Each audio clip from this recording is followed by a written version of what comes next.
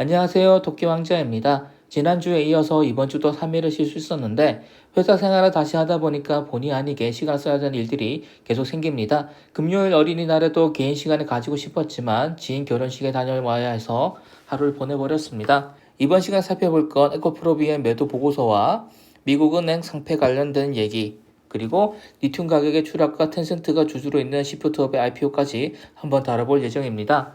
먼저 시황입니다. 시황은 국내 주식이나 해외나 코인 쪽 모두 일주일 전과 큰 차이가 없었습니다. 연준의 금리 인상 발표에도 큰 이슈 없이 넘어가는 분위기고요. 이제 금리 동결이나 인하까지 얘기가 나오게 되면 다시 한번 자산 시장은 크게 올라갈 그런 느낌을 주고 있습니다. 그러니까 우리는 6월까지는 투자 계획을 세팅해야 되고 시장 투자를 시작할 수 있어야 되는 겁니다. 첫 번째 기사입니다. 에코프로비엠의 매도 보고서가 떴습니다.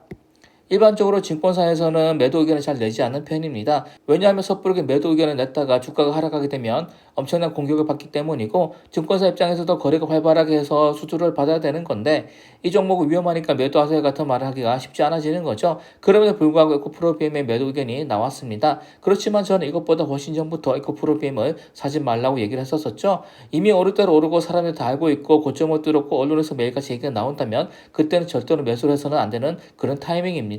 괜히 엿보서 누가 이걸로 돈을 벌었네, 아는 사람 누가 돈을 벌었네 이런 생각으로 이러다가 나도 벼락되지가 않은 거야 하는 생각을 하면서 들어가게 되면 돈을 잃기가 쉽게 되는 거죠. 물론 좀 더 오를 수도 있겠지만 그건 결과론적인 거고, 여러분들은 항상 과정을 좀 더 중요시 하시기 바랍니다. 두 번째 기사는 또다시 미국 은행이 파산을 했다는 기사입니다. 그런데 이 은행 파산 얘기는 며칠 전부터 얘기가 나왔었고, 그래서 주가가 급락을 했었습니다. 그런데 우리나라 사람들 중에서 주가가 급락하니까 반등 주겠지 하면서 들어가던 사람도 있었고, 이 사람들은 이번 상패에 돈을 잃게 됐다고 합니다. 이것도 마찬가지죠.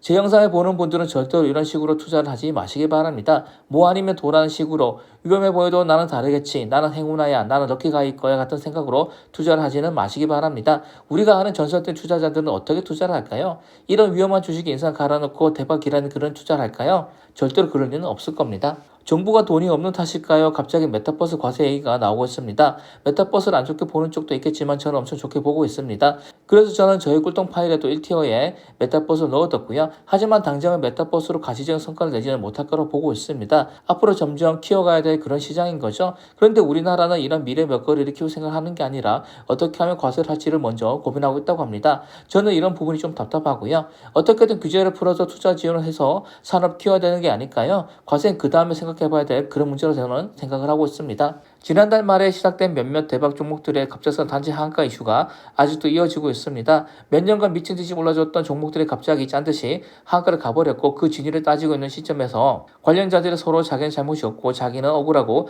자기는 선량 투자자라고 얘기를 하고 있는 상황입니다. 저는 대충 어떻게 흘러가는지 판세가 보이지만 이 사람들이 현재 실명을 거론되고 있는 시점이라서 제 의견을 유튜브 영상에서는 말하지 않겠습니다. 하지만 저뿐만 아니라 주식을 좀 해본 사람이라면 누가 범인인지 대충 보이는 거죠. 다만 이런 질문 한번 말씀드리고 싶습니다. 과연 범인이 한 명일까요?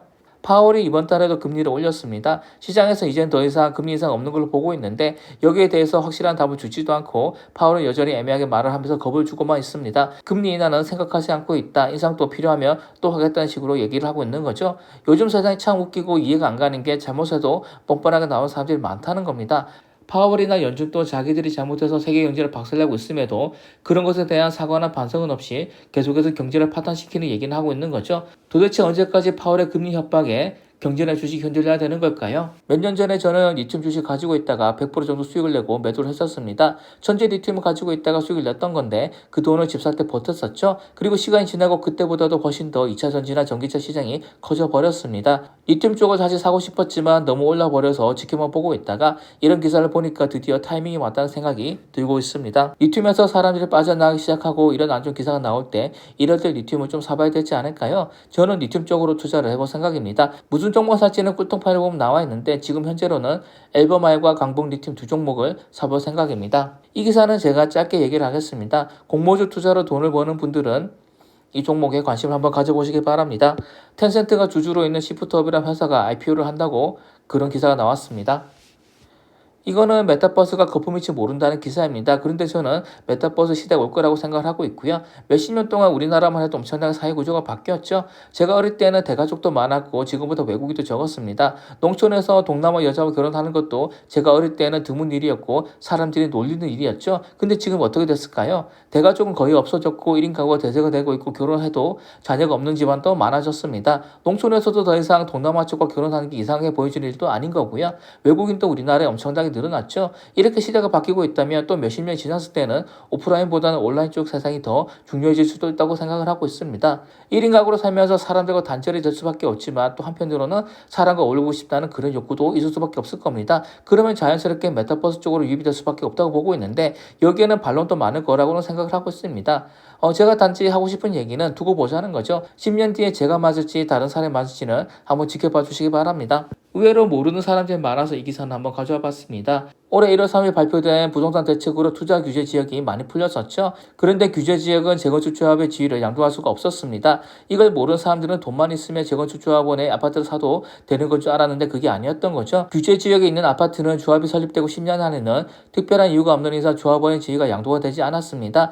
그리고 올해 1월 3일에 이 규제 지역이 많이 풀리면서 재건축 아파트의 거래가 늘어나고 있다는 그런 기사입니다. 2018년에 세계 최초로 우리나라에서 5G를 상용하고 나서 5년이 지나서 드디어 올해 5G 인구가 3천만 명을 늘어났다고 합니다. 여러분이 통신사라면 5년 정도 있다가 6G로 매출을 펌핑시킬 생각을 하지 않을까요? 여러분이 쓰던 5G는 사실 쓰레기였습니다. 엄청 좋은 6G가 나왔습니다. 이걸로 안 바꾸면 손해입니다. 같은 언론 플레이를 하게 되겠죠? 그래서 우리는 그때를 대비해서 미리 6G에 투자를 해야 된다고 말씀을 드리는 겁니다. 그리고 어떤 종목이 좋을지는 지금도 제가 찾아보고 있는 거고요. 여러분도 한번 준비를 해보시기 바랍니다. 감사합니다.